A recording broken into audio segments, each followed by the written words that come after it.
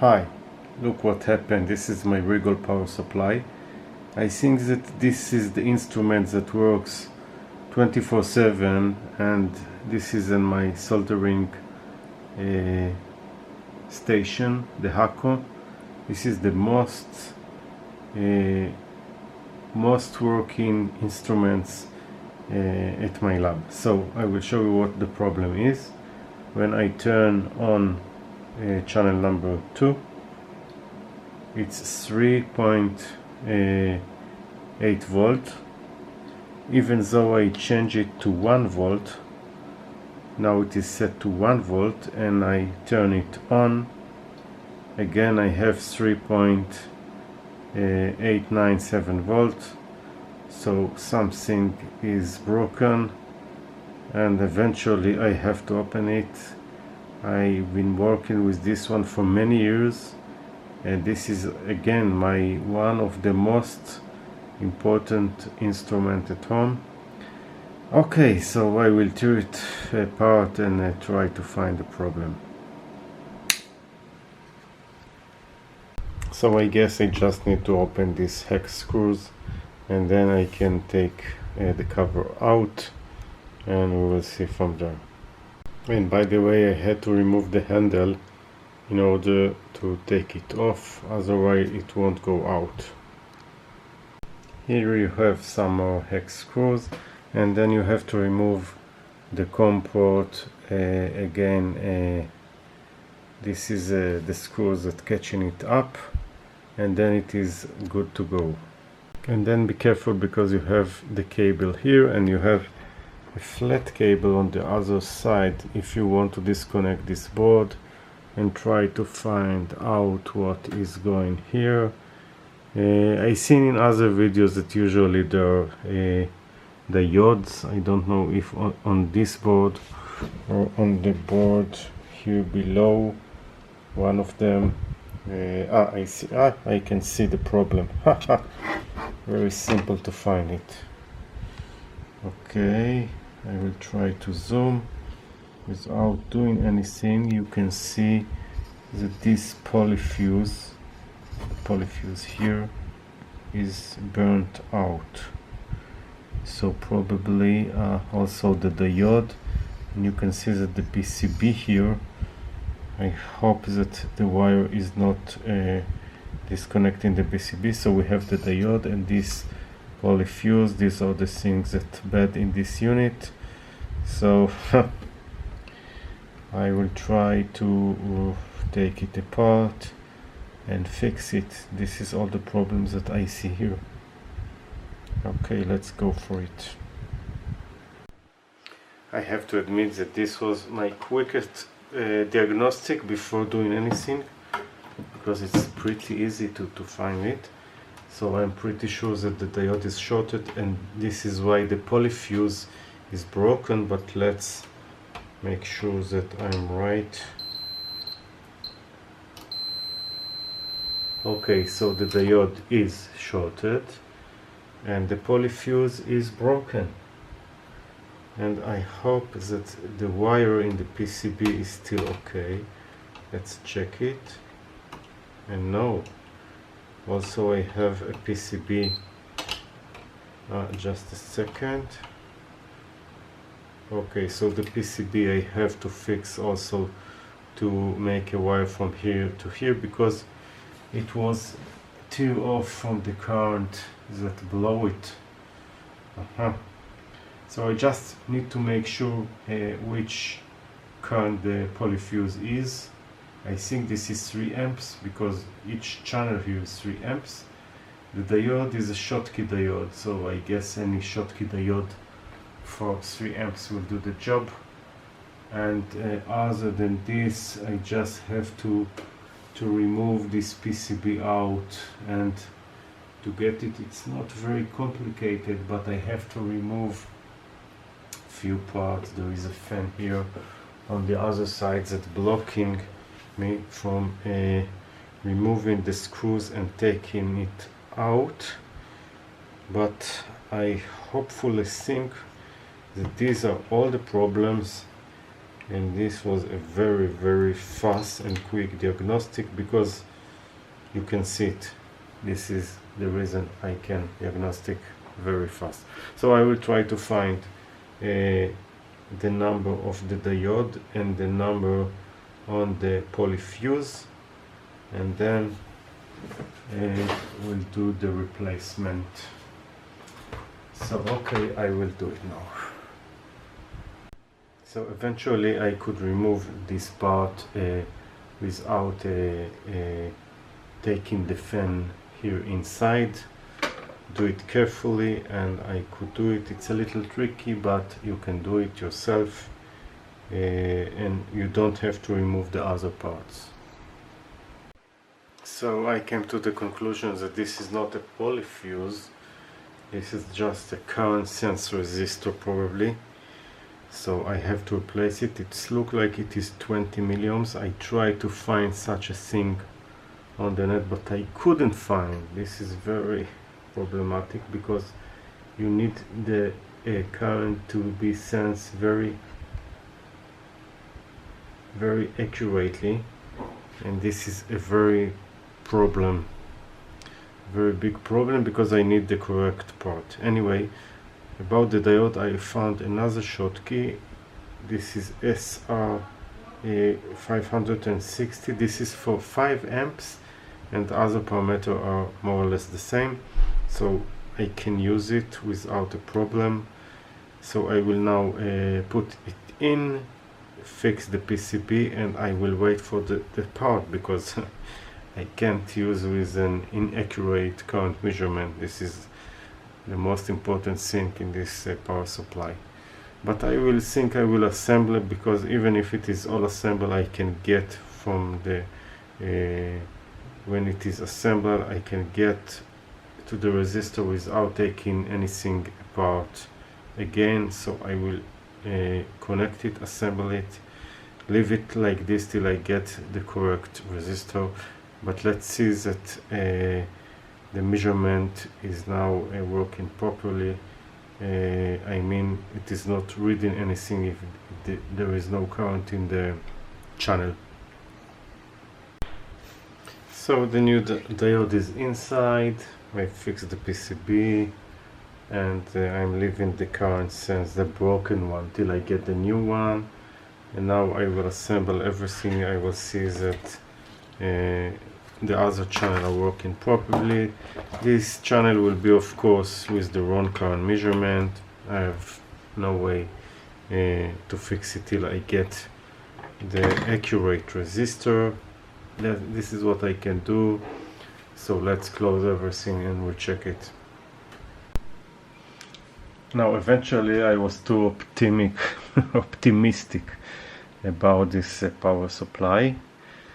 I closed everything, but it is not working properly.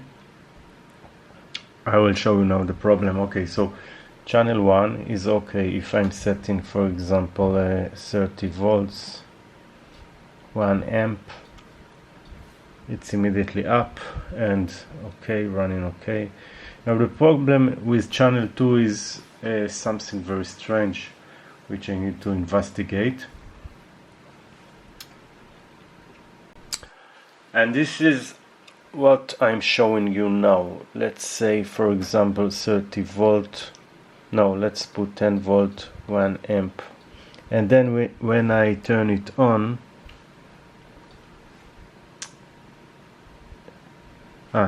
it's not yet set. When I turn it on, it's go up very slowly, which of course is not good. So I don't know if this is related to the current sense resistor, but I don't think, because I think that the current sense is for current sensing only, but I'm not sure. It depends what the software is doing. But what is more strange about it, I will show maybe with the fluke aside. So now, okay, so now if you will look at the fluke, when the voltage is going up, I need wires to connect it.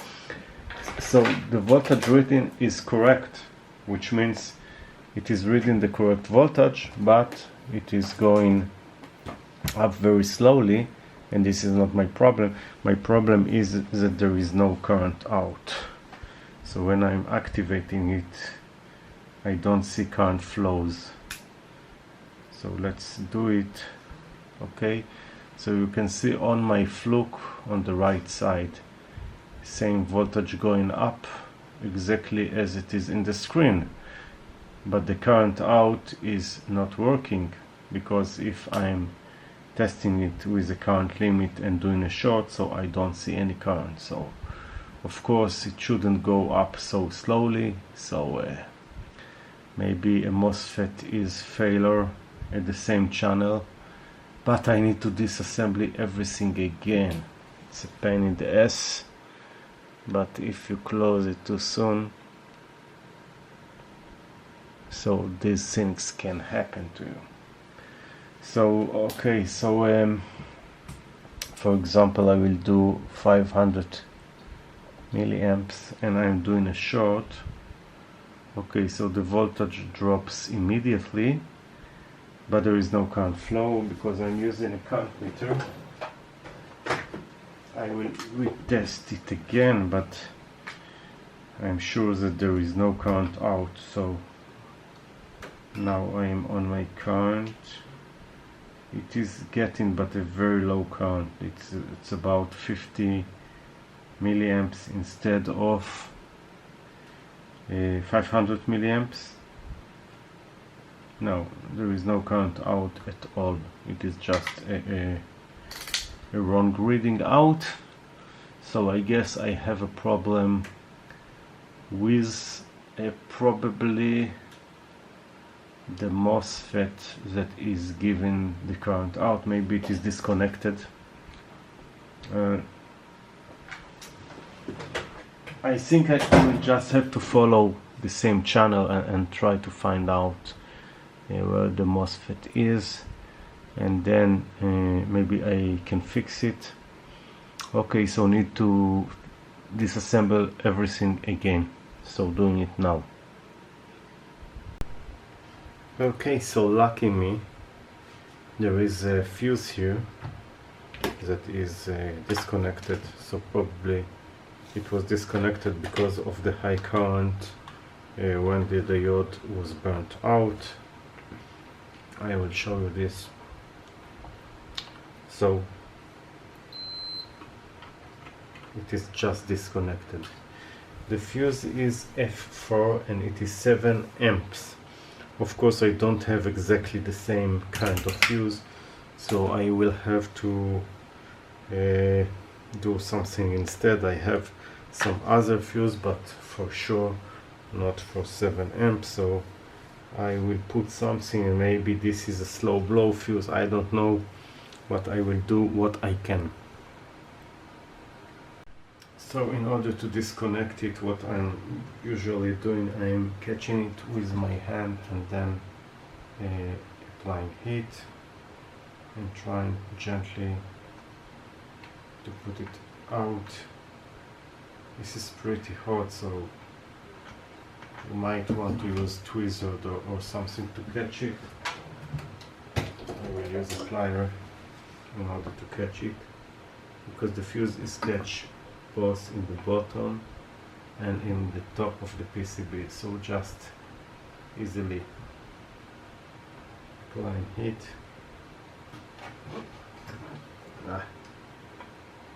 You need to mark where to catch it.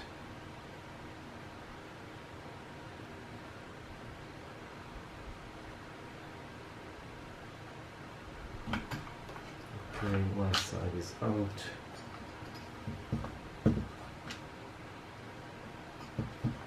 Almost out.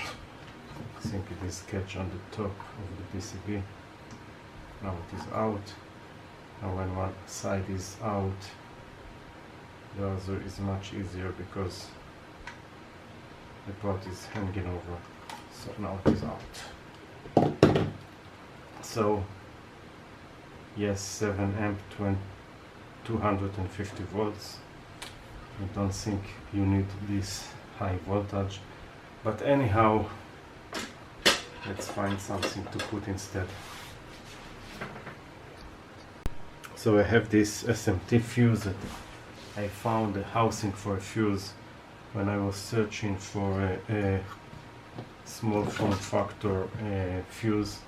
So I just soldered pins I took from a resistor, and now I will put it in instead of the fuse that was inside. But first I need to clean very good the holes in order to be able to go through the hole, and then we'll be okay to put it.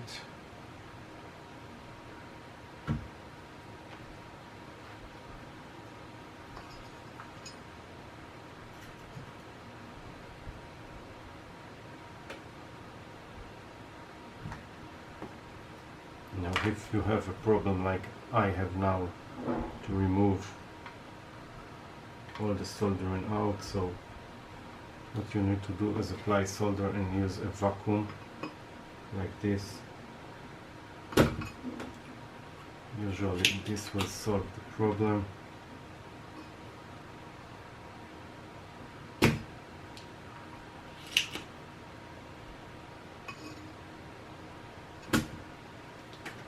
Yes, the hole is clean now here.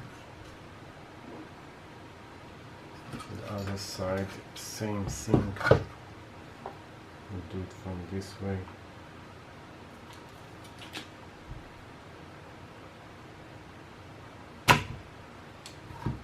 Now it is clean,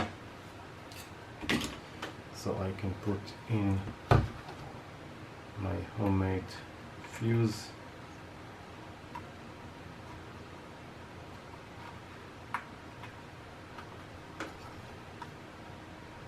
All the way down, bending the pins.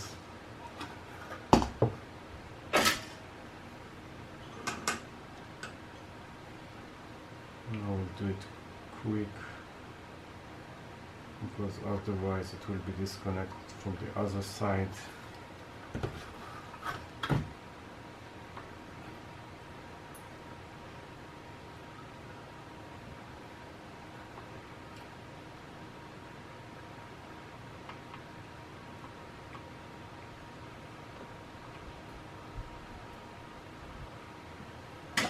Now this was the current flow problem for sure.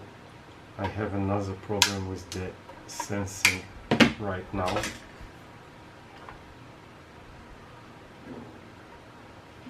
But this is less important at the moment, and I have a fuse of 5 amps. I don't have the 7. It will be okay because the channel, I remind you, the channel is only 3 amps, the real current. So now we'll put the fuse in.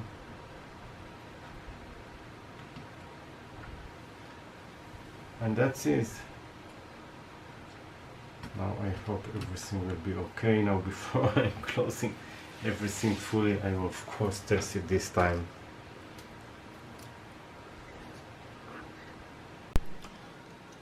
Okay, cross your fingers and hope that nothing will explode. It is now not fully closed, the unit. Lesson learned from last time. Okay, power up, Rigol. Nothing exploded yet.